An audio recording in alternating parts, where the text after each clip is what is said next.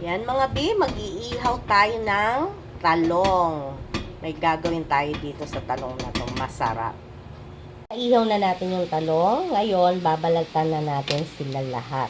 Dapat malinis ang ating kamay. Hi mga B, lagay natin yung prato. Yan, pagkatapos nating binalatan, pipit-pitin natin ng tinidor. Lalagay tayo ng breading mix. Yan. Yan, kakalat lang natin. Lalagyan lang natin lahat. Tayo ng 3 itlog. May paik?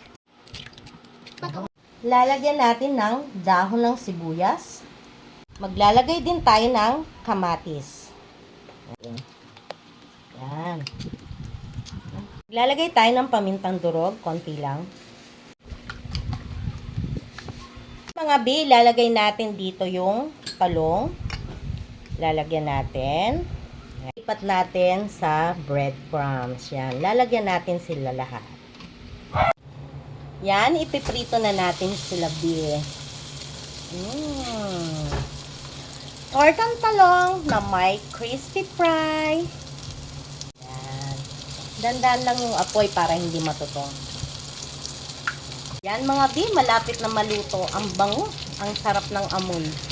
Hi mga B, luto natin ulam, kain na tayo.